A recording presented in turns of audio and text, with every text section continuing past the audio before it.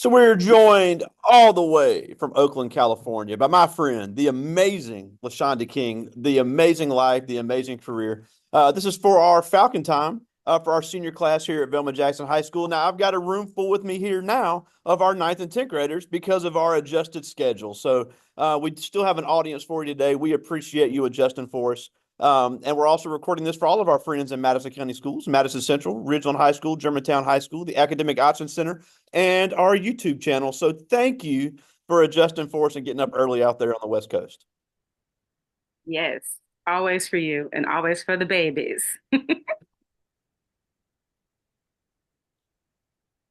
Now, I know you have a presentation for us today, and it will be somewhat interactive. So we'll have everybody um, uh, taking part in this as well. And Yeah, this is going to be all about I don't have transitioning. to And that I I'm sorry. oh I said the link wouldn't work, but we are still gonna do a hand poll. So you're gonna be my judge over there. Okay. Okay, I can do that. I've got 11 in here with me right now. Awesome. So let me know when you want me to introduce myself? Oh, go ahead. Alrighty. Well, hi everyone. As Mr. Podcast said, my name is LaShonda King, and I am originally from Compton, California, hence the Compton counselor. I am trained as a counselor. I am licensed as a school counselor and working on my license for a LPC, which is professional counselor.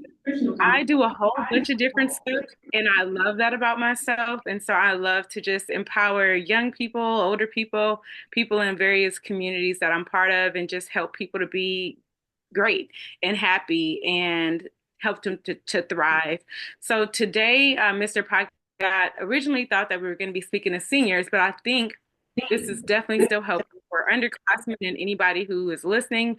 But we're going to talk about being in high school and transitioning from high school into adulthood. Because sometimes I'm still an adult, sometimes I'm not. It depends on who. So my background is very diverse.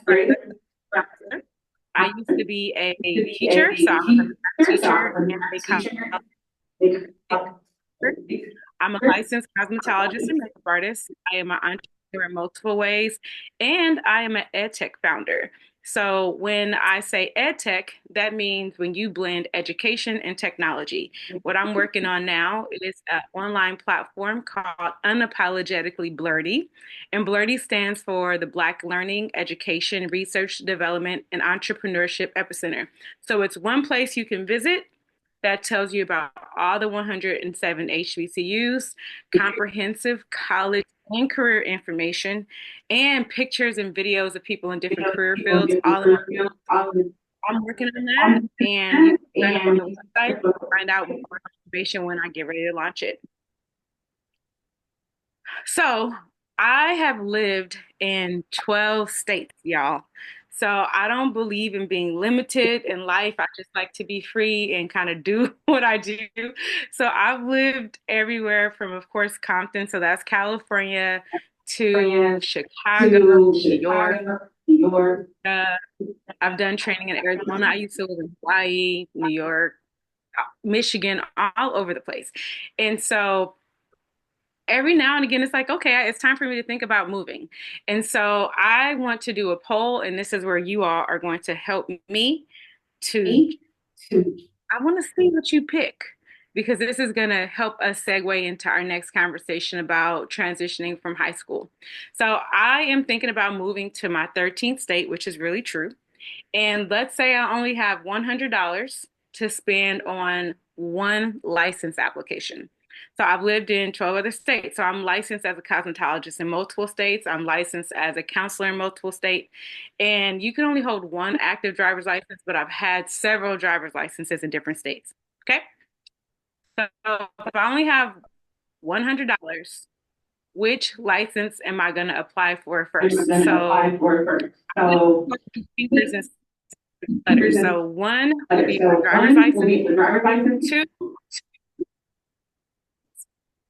and three will be for my cosmetology license.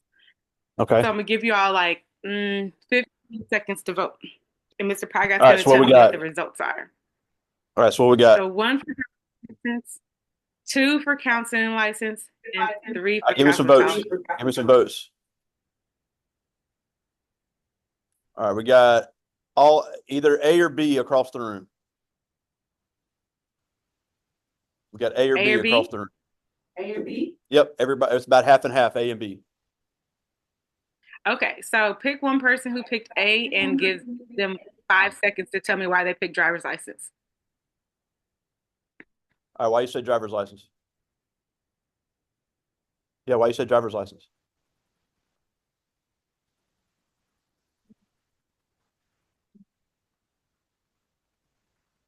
He said because you'll need something so you can get around. Okay, and then pick somebody who picked counseling license and ask them why. Who says counsel? I said counseling license, but I know a few of you did as well. Why do y'all say that? Either one's fine. And I think both of them agree that said that you will need a job, so you'll need that first to make money. Okay. Did anybody even think about C but change their mind to A or B instead? Nobody said C. Okay. Well, the correct answer is C. So Wow. Yeah. I am actually licensed at some point I've been licensed in about 7 or 8 states as a cosmetologist. And so no matter what new state that I go to, my cosmetology license will always be the first application I do. So let me explain why. So Wow. our driver's license, if it's valid, use anywhere between 30 and 90 days depending on the state I go to.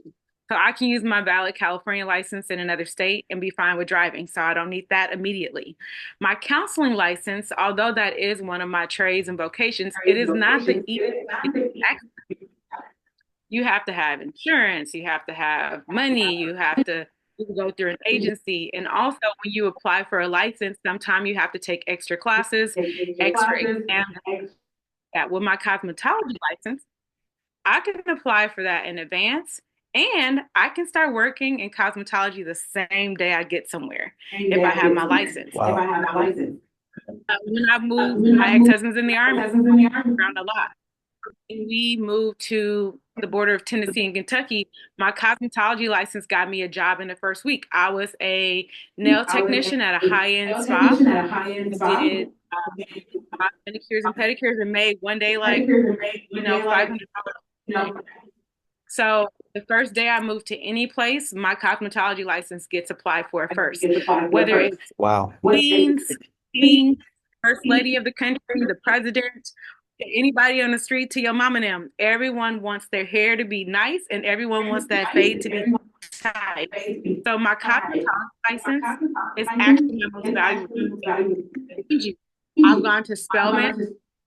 I have a degree from Berkeley, the top university in the country, in the world.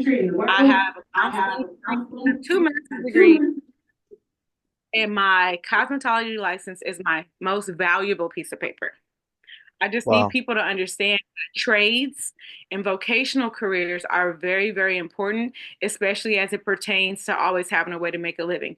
I don't care if I'm homeless and sleeping in my car. I can leave all my hair supplies at the Walmart, at the salon, or wherever I work, and I can shower at a gym or whatever I need to do at a YMCA, and I can go to work at the hair salon, right?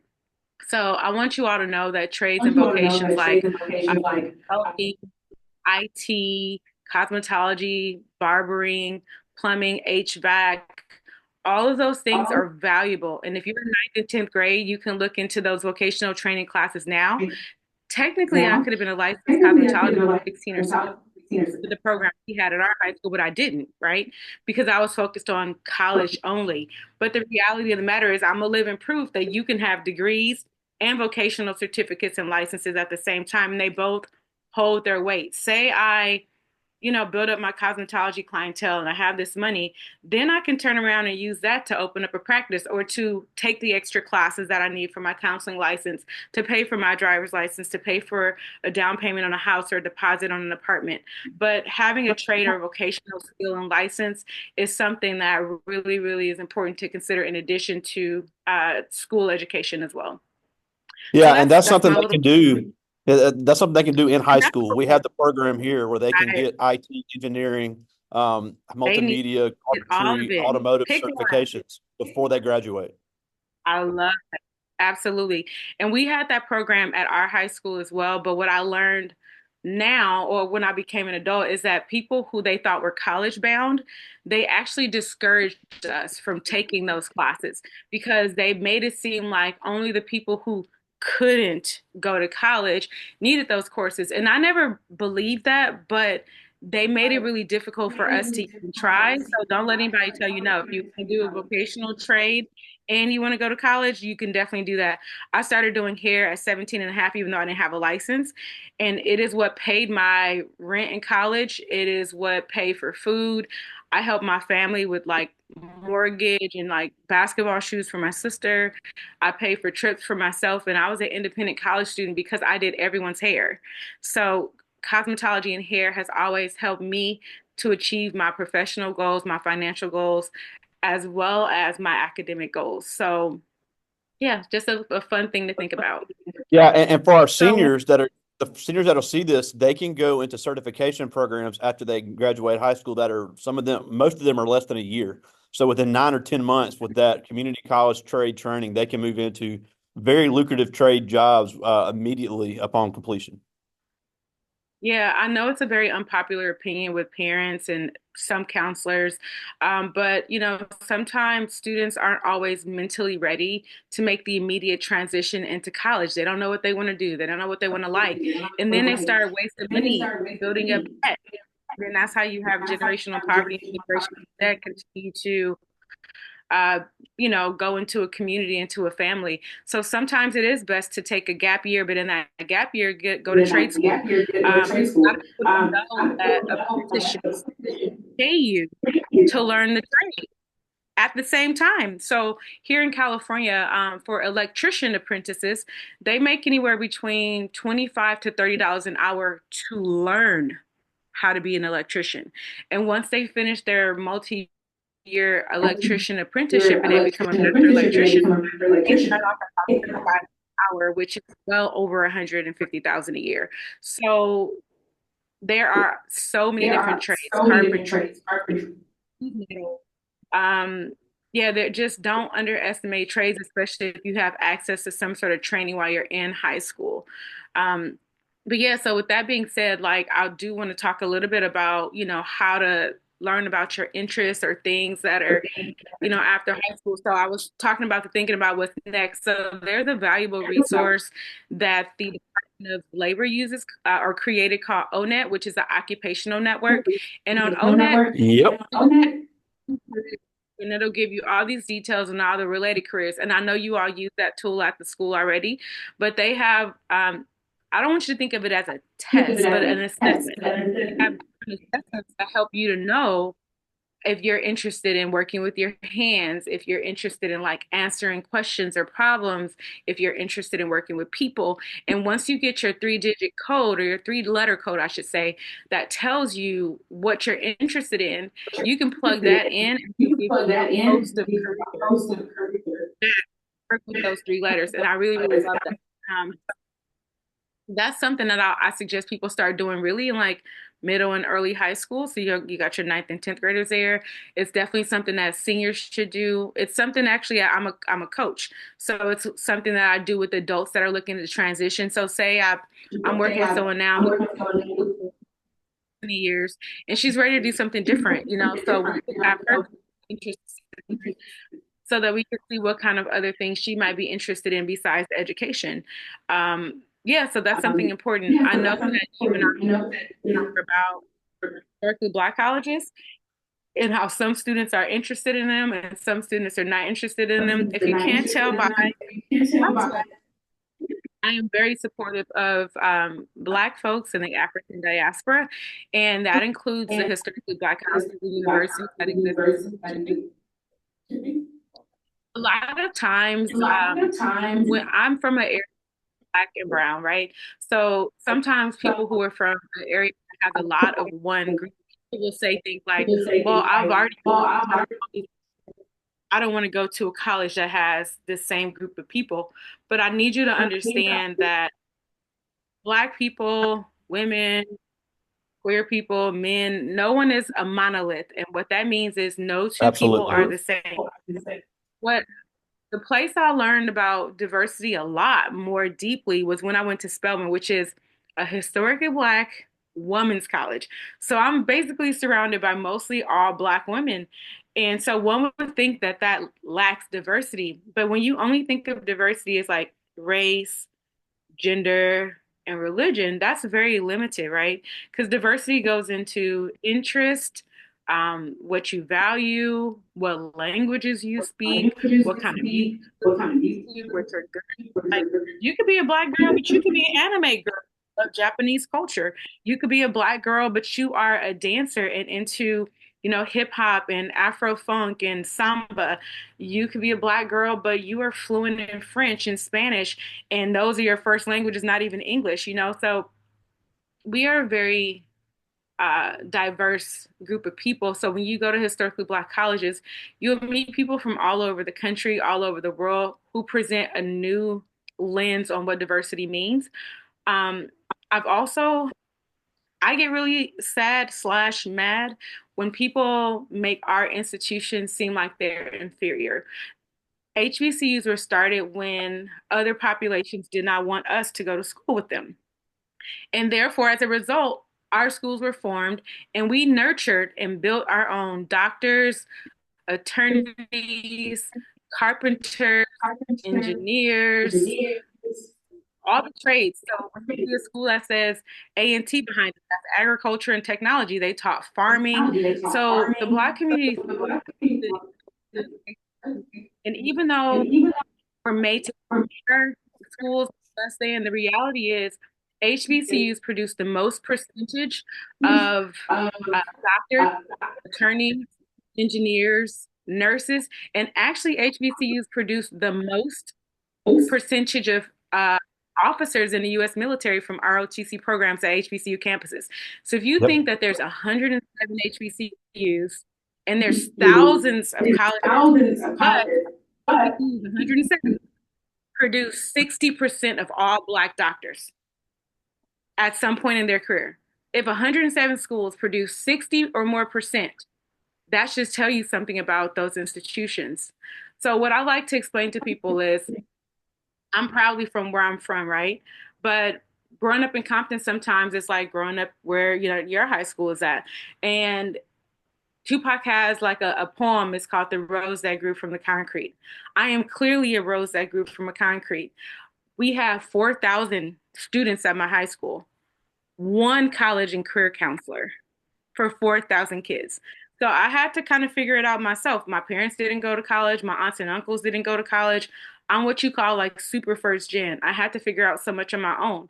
And so out of the 4,000 people we had, what do you think the counselors were worried about? Us trying to go to college or the people who got suspended for fighting, bringing weapons to school, gangs, all those kind of things. So really, I am an example of a rose that grew from a concrete. But if you want to grow a rose garden, are you going to intentionally plant it in the concrete? No, you're going to plant that rose garden in a place where it can thrive and flourish and be, treated well and nourished. Like you're going to put it in a garden. So I believe in going to whatever school makes you feel happy, but I believe that we should all, if you are of my same melanin background, you should at least look into historically Black colleges because they are nurturing environments. I went to Berkeley and I also went to Spelman, and I was on academic honor roll at Spelman, not because it was easier. Spelman was way harder than Berkeley, and it was hard because they paid attention to me. They called me out when I didn't do my work and they really had high expectations of me. Research shows that when you have high expectations put on you, you're like, "Ooh, they think I'm about to be great. You know what? Let me just go ahead and shine and be great." So I actually was on honor roll at Spelman because it was harder and because the expectations were higher, not because it was easier. I could get away with anything at Berkeley. I didn't always have to show up to class. I, in class, sometimes I could even sleep in class. I don't advocate sleeping, but nobody would notice if I slept in class there. But if I dare slip in class at Spelman, LaShonda. Yeah, so I mean, I I actually mean, met this one I guy met who this had one guy who had 1.7 1.7, graduating from high school, and he wanted to and he go wanted to college. to And no college accepted him except one school, and it was a go to historically school. black You college know, where he was. historically black college. Um, Um, they told him, they "We told accept him, you to extra. You're going to have to go to a summer extension transition program. And every semester for the first 2 years, you're going to have to take an extra success seminar." And they said, if you agree to the extra work, we'll accept you. And they did. And you know, this man has a PhD right now. And there's Wow. another person that I with a similar story who had a 1.9. And you know what he does for a living right now? He is actually an academic. He's an admissions representative, an admissions counselor an for the school admissions that counselor accepted. for the school that accepted. So those two people, those two guys are an example of, you know, So historically his black colleges taking a black chance on colleges take and a chance nurturing on that self. And so although we're from black areas or we're always around black people, I still well, consider those are viable source of thrive. Yeah, So and I mean, here, we have seven HBCUs in Mississippi, and I heard the president of Tougaloo College one yeah. time give the best example of because what it was, they were starting a soccer team, and they were starting to admit a lot of Hispanic and European students to play on the soccer team there at Tougaloo, and they asked her about, "Are you changing the demographics of the university?" And she said, "Historically black does not mean exclusively black. Everybody from all over the world can come here and get a great education." So 100% HBCUs were started because the opportunity was not there, but they have expanded to accept people from all over the world. And like you said, no group of people is a monolith. So you can get extremely diverse education at a institution that was started by and for black students. Absolutely. And as they diversify those schools, you know, it can shift some things in good ways and not so good ways. I'm a very strong advocate that Black students also consider. If you play soccer, look for HBCUs that have soccer programs. You know, I'm an athlete. I coach basketball. I play basketball. I used to work for the Great Pistons. I used to work for the LA Clippers. So I've worked in the NBA. I've worked for two Division I athletic programs. And a common misconception is that you can't go play professional or pro sports if you went to an HBCU. And the truth of the matter is, if you popping, you popping. That's it. If you got game, you got game. You can go to combines, you can go to tournaments, and you can go to other places that are exposure events to make sure that you are seen. And with social media, with the internet and technology, if you are about that life, they're going to see you and they're going to come seek you. So don't let the college that you pick only deter you from, you know, thinking that you can't be great. You can still be great regardless of what school you go to. And the reason why I made Blurty, one's unapologetically for who it's for. But when we think about that example that I gave earlier of my counseling license versus my cosmetology license, a lot of times we don't talk about careers and vocations in the same conversation as we do about going to college and getting like, you know, degrees and stuff like that. And I like all those things to kind of be discussed at the same time because sometimes they go together. Do y'all know how much counseling I do as a cosmetologist? You know, how many things that I have to hear. And if I didn't have my counseling background, I might give some bad advice. I might make somebody even more, you know, likely to self harm than they were before they got there. Or I might not have the boundaries that I need or the coping skills that I need to know what to do with some of the stuff that people tell me when I'm doing the hair. when I'm I doing mean, the hair. And I, all kinds of, and if I didn't have a boxing background, that might make me depressed. That might make me want to harm myself. That might make me want to go hurt someone else. And also sometimes I need to know, like, you know, how to handle some of the things that people tell me. I want people to be able to see all that. I have friends that are brain surgeons, women who like run big lifts. They're longshoremen. They put the big crates and they put the on big boats, crates and on boats, and I have friends that do I do everything. everything. I need us to see that we can do anything. Like for example, one of my friends, a black woman, she's a black lesbian woman, and she is an aviation mechanic. Black women only make up less than 1%, so like 0.6% of all aviation mechanics. Less than 1%. Do you know that if you're an aviation mechanic, you get to do cool stuff and you get to fly for free wherever you want to go? You know, Yep. 1% of Black women are aviation pilots. And I know that on your channel, you've had some of the founders of Sisters of the Skies and other stuff like that. Obviously, I love aviation back here, but so we need to see ourselves in these careers. We need to hear. We need to hear. And so I plan to basically use Blurdy as a way to house all these videos and campus tours, these things in one place so that we can just go, you know what, I feel like being Blurdy. Let me go to that website. Let me go to this app. It's still in development, but baby, it's gonna be big. So I agree. yes, you people can sign up on the website to be The notified. website to be Uh, notified. Uh, time gathering ideas I'm and building it gathering out. ideas and building it out. Let's see. Well, I'll take a minute. Does anybody have a question or anything before I go to this part? No, they're about to start handing me questions. Okay, and then what's our time check? We're good. That doesn't help. I got ADHD. I need time. We got about 20. Is it We got about 20 minutes. We got about 20 minutes to the bell. Okay, so the next thing I'll talk to you all about is transitioning from high school to adulthood and different categories. So for one, I should have put yourself first. You transition from high school to adulthood. First relationship that is going to change is you to you. You're going to start thinking that, you know what, I'm grown now and I want to have more independence. I want to have more do what I want to do. I am an adult. We absolutely are. We just always need to know that every choice that we make has a consequence and a reaction, whether it's a positive consequence or a not so positive consequence. So if I rolled up on my mama, that's Lisa. If I rolled up on Lisa and be like, I'm grown, she'll think I'm gonna treat you like you're grown. And she might take away some of the privileges that I had as her dependent if I want to become hyper independent.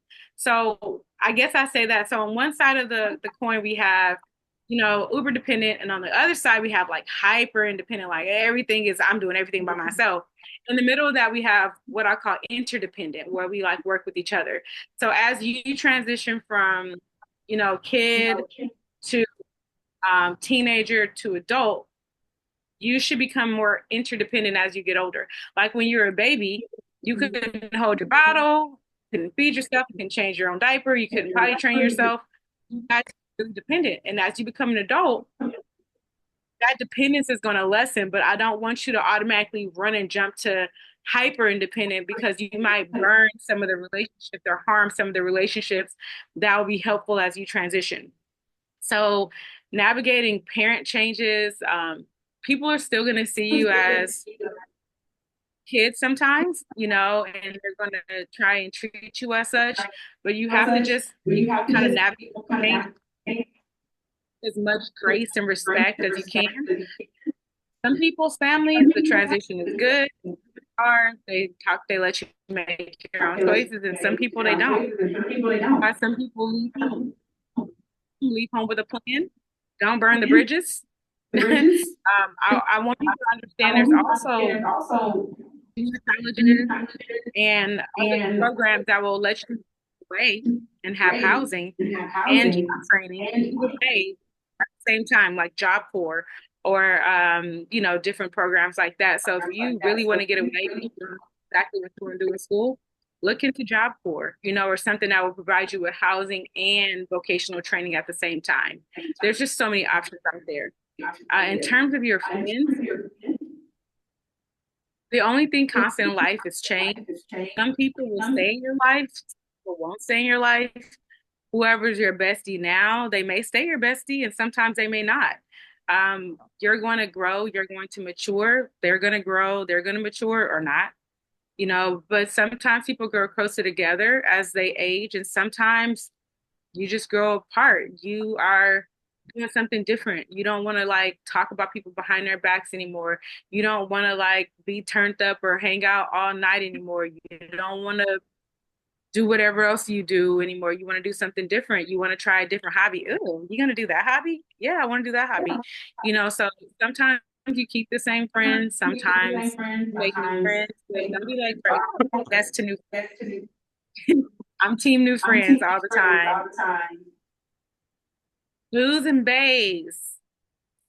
So I, in my whole 43-year-old life, I know one couple who has been together since seventh grade, Seventh grade, and they are my age and they are at 43, and have been together since seventh grade. Now, now. I it's only been, know three. It's been, yeah. And then I yeah. know And then two couples who have been together since we were in high school. And so that's three. yeah. So that's And I know a lot three. of people, hundreds of thousands. Hundreds of thousands. And so I say that And to so I say, I'm not telling say, you with. I'm just telling you don't force something because, you know, think that that's your whole life. If you feel compelled to go in a different direction or to have space in your partner, your partner. you have to prioritize your feelings and not that you don't want to hurt their feelings. Because if you want to go, but you choose to stay for someone else's feelings, you're going to actually end up hurting them more and ruin the relationship. It's better to walk in your truth and go in a different direction, even if it hurts them in the present, so that they can heal and figure themselves out, and then later potentially you could be friends, or you could even date again later. But if you force something that you're really not into, then you're gonna hurt them, and it's gonna end up being kind of be mindful that sometimes you stay with booze and base. Sometimes I had a boyfriend going into college, and my whole freshman year, I didn't go to parties that much. I didn't want to dance with other people. And I love to dance. I be getting it. I didn't want to dance with nobody else too close because I didn't want to feel like I was cheating on him. He lived in Wisconsin and I was in California, and I'm over here. I'm hanging out with friends. I'm meeting new guy friends. I don't want to make him feel jealous or uncomfortable. And I was supposed to be living my best first year of college life, Your you college know. So life. I So I feel like feel like choose wisely. choose That's all I'll wisely. say. That's all I'm saying. The last thing I had on there was just moving your. Just moving your Sometimes, sometimes, you know, you know, to run to where we're run from, for fun. we want to stay where We we're want to from. stay where we're Okay, all of them are good options. Whatever it is that you want to do. If you want to move, have a plan. If you don't have If a you don't job, go have to a a trade. job, go to a trade school. I'm not for or against the military. I've seen it be beneficial to people. Go to the military, go to a ROTC program. If you want to explore, now is the time. You can look into careers like being a flight attendant, you know, where you have the ability to see different parts of the country. But whatever you do, have a plan. You have career counselors and people there. You have a resource in Mr. Pygot. You can always hit me on the gram, but like there are ways to create plans to move that don't require you having to like consistently be in struggle for the rest of your life. Like even if things are hard for you now, I don't care if your family has EBT, if you have state medical insurance. I've been homeless before, I've been homeless and here before, I am. and here I So, am. like so many things, but that doesn't have to define Have to what we do. But define if what we do, but if that's a private plan and commitment to that plan, and sometimes accountability people to help you make sure we have to make that sure you. that you. So, I mean, that's So pretty much it. I just think about what they love. Like a favorite question that I ask students and also when I'm coaching people is, if you woke up tomorrow, all your bills are paid, money was not an issue, not an issue. what three things would you be doing that just would make you so happy? Like if you don't have to worry about bills, money, nothing. Like what three things would you be doing that would just bring you all the joy, all the happiness, all the contentment?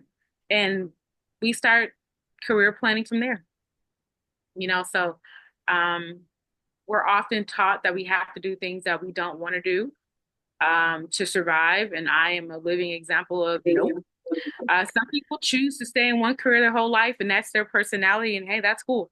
If you want to be, you know, you wanted to be a doctor when you were 7, and then you like studied all the sciences and study pre-med and undergrad and you went straight to medical school and 30 years later you're still a doctor and you love it, then you love it, I love it.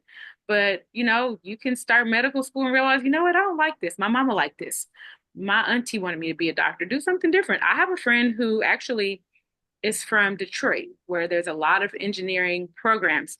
So she got to do an engineering program in her middle and high school, Middle and and high she school. became a She became engineer. That's what she was supposed to do on her track. She worked for 8 years as an engineer. She made $150,000 a year.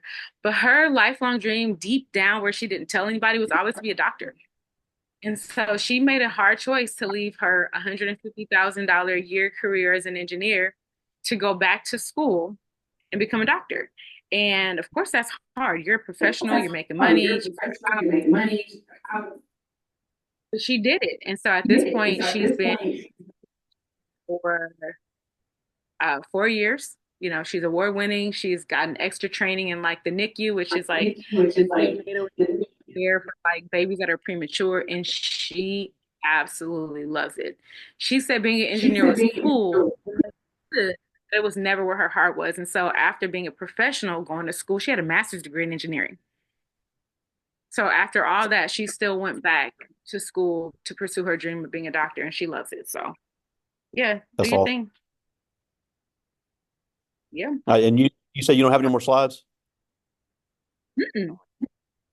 Well, I do have some Just questions from the me. students, but I do have some questions from the students, but I did want to mention a couple of things that you talked about I think are important. Because you said, here being in a small area, I hear all the time, I hear kids tell me, I want to live in Chicago, New York, Atlanta, Houston, all these big cities. And I think that's cool to strive for that. But you made a great Yeah. point. Have a plan. We have several Yeah, alums I've lived that have in the last few yeah. years. We have them living in Houston. We have them living in Atlanta. We have them living in Nashville. We have them living in Los Angeles. We have them living in New York. But all of them followed a path to get there. They didn't just move there and say, "All right, I need things to happen." They did. They went and got different skills. They got these careers that allowed them to live in these cities. And I know, and you also mentioned the military. We have about 5 or 6 right now that are active duty military living all over the world. And if that's something you're prepared to do, all of them have just gone on and on about how great it's been for them to see other parts of the world. We've had them been to Asia, Europe. We have one station in Alaska right now. We have another one in Poland. So that is an opportunity um, to see the world if that's a step you're willing to take. And one other thing I wanted to mention before I get to their questions, a skill that right now is very hot and overlooked that they can get certified for in our school district right now is drone pilots. It is being used in so many Oh, industries. I have a new drone up there too. That's my next venture. Yeah. Yes, And you're so many, absolutely correct. especially here in Mississippi, in agriculture, the geospatial mapping of the fields is being used in law Yeah, enforcement to find fugitives. It's being used in the military. It's being used in air and space engineering. So drone pilots right now, coming out of high school, can make starting really good money, and it doesn't require you out of to spend the time going to college. they can make that money in middle school. If they can fly the drone, they can get an LLC, they can start a license, start a company and start making money as soon as they can fly that drone and have a parent or a guardian who can help them manage the contracts and the money. Drones are not even just used for those professional industries, but people hire drone artists. Like if me and my crew go on a trip to Bali and we do those big dresses, we might have a drone pilot come do some aerial photography of us. All these gender reveals, people want to live it up. Like everybody's hiring drone pilots. It's not just those industries. It's people and there are professions. And it and is, there are I professions, literally, and it is, I literally, I'm like looking at one of them right over looking at there. one right So yeah, that's when I get my next entrepreneurial venture launch my drones and I will be getting acquainted because absolutely. And it's fun. It's absolutely fun too. So yeah, let's see what we Now I got. do So I have don't some want to take questions, and a couple of them are the same, but I think these are good questions. I had a couple of them, Levon Johnson and Christian Fields, both wanted to ask, Mhm. how does ROTC lead to career advancement? Mm. Mm. So ROTC So ours is a is pathway a program So JROTC is junior ROTC, which is in like middle and high school, but ROTC itself is at the college level. And so through the ROTC programs, the military and the government pay for you to go to college and you get leadership training, you get specific training on whatever your specialty is, plus you get your general education like you would in any other college. So it prepares you for career advancement by giving you academic skill sets, leadership skill sets, critical thinking, and ways to kind of like be prepared under pressure. And also, it sets you up for success because you start your adult life with less debt because they pay for your college, have full benefits. You get your GI. No, you might not get a GI because you use ROTC, but you get your VA loan benefit and you get other things that will help you be prepared for the whole of your life and not just like for one job. Also, there is a lot of programs that hire veterans if you decide to get out after you fulfill your obligation. You come out of college making higher than more than half the people in the country. You have a guaranteed job. So joining ROTC is a really good option if you're comfortable with the military. I would say think about what you want to do in the military, what you want, because like for example the Air Force has opportunity here.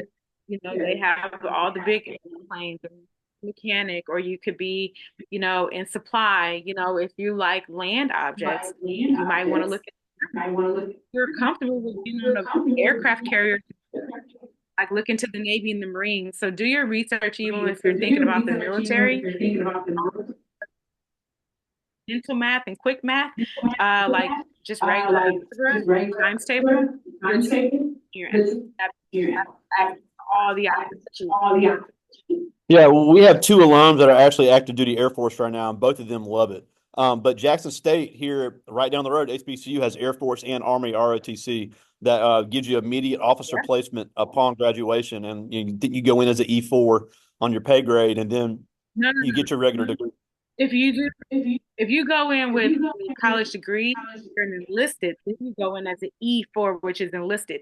If you complete the ROT, you go in as an officer, which is an O grade. So E is an enlisted grade, O is an Okay. O grade, and that's your lieutenants, your second lieutenants, your Yeah, captains, your majors, colonels, your sergeant. I mean, your colonels. The E side is your specialists, your you're right. corporals, your Yeah, sergeants, your master sergeants. Yeah. And yeah. so, another route, once you actually get in, there's warrant officers and other specialized officers. And so there's a chief warrant officer one, chief warrant officer two. That's a different conversation. But if you go in enlisted, you are part of the company that is being going as an officer. You're the leader that leads the soldiers Awesome. Well, I got or time the for one air. more question. I got time for one more question. This is Chandra Black, ninth grade, one of our basketball players.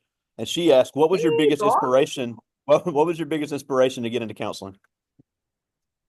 Oh, you know what? Okay, so I was a junior in college at Spelman. Uh, I was in a really low income area that had a lot of like distress, and a person who lived in that community robbed me at gunpoint, and I was forced to go to counseling. One of my friends forced me, but before I got robbed at gunpoint, I had experienced seeing other people be robbed at gunpoint with like guns to their head. I've been like in the car when there was a my mom was in a shoe store and it got like held up and I didn't know. We were just in the car wondering where she was and it was like the store got robbed. I've been someone violated me when I was in college.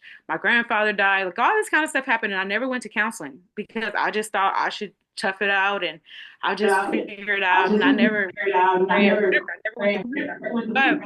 But when I was in college, at in the morning, I got all he got was $3 because I ain't had no money, but but I got robbed at gunpoint. And the next Friday I wouldn't go to class, and then the next Friday after that I also wouldn't go to class. It happened on a Friday, and so a police officer assistant who had taken me under her wings after I got robbed, she actually was like, "Where were you at on Friday? I was looking for you." And I was like making up all these excuses, and she knew that I was at home kind of scared, and so she's like, "Come to campus now." I can't say what else she said because it's recorded. But so when I got to campus, she told her chief that she'd be right back, and she literally grabbed me by my shirt and she dragged me to the counseling center. And so in counseling, I And was so able to in counseling, discuss I was able to my discuss my trauma and the going back to trauma and campus.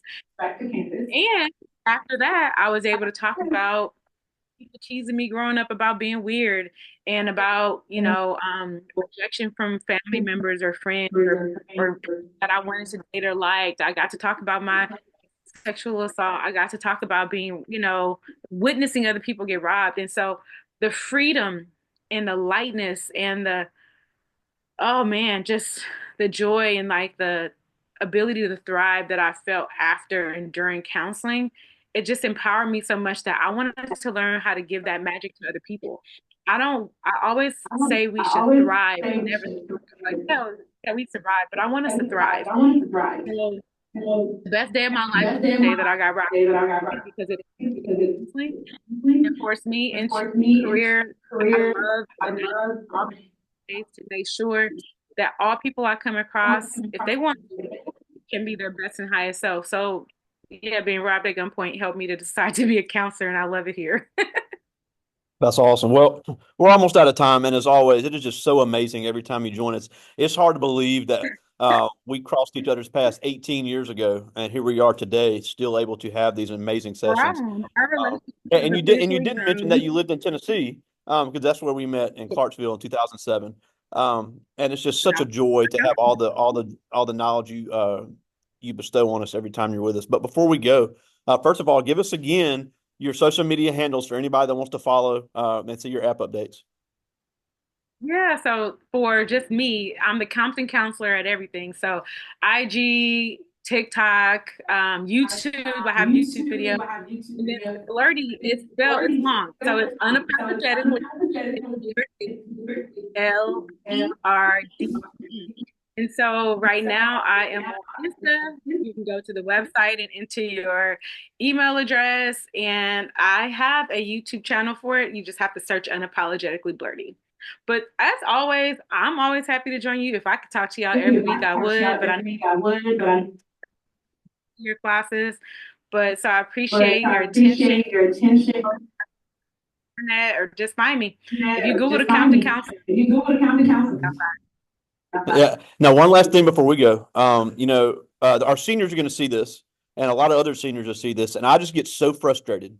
I don't get mad because I know it's tough, but I get frustrated when I hear students getting ready literally to graduate from high school in just a few weeks, and you ask them what their plan is, and their first answer is, I don't know. So I know these decisions are okay. hard. I know they're hard. I know they're uncomfortable. I know that you may be scared, but why is it so important to be confident in these decisions as you transition from high school? So I want to help you understand that I don't know is because the world teaches us that we have to have one definitive answer and we don't have to. So sometimes the answer is I don't know because maybe what they want to do is conflicting with what their parents want them to do. What they want to do is conflicting with the world says they should do. It's important to think through what you want to do and make some plans based on something. Just pick one thing or pick two things. Like pick something. If you don't know, it could mean that you don't know decisively, but you don't have to know your whole life as 17, 18, or 19. It's perfectly okay to just pick one thing and try that. And if it doesn't work, try something different. And if that doesn't work, try something different and keep trying until it works, until you like it. Yeah. I love it. I love it. Well, as always, it is just such a blessing. I cannot stress enough how much you mean to me and how much you've meant to this class. But as always, the Compton counselor, LaShonda King, all the way from Oakland, California. Talk to you soon, All buddy. right. Have a good day, y'all. See Bye. ya.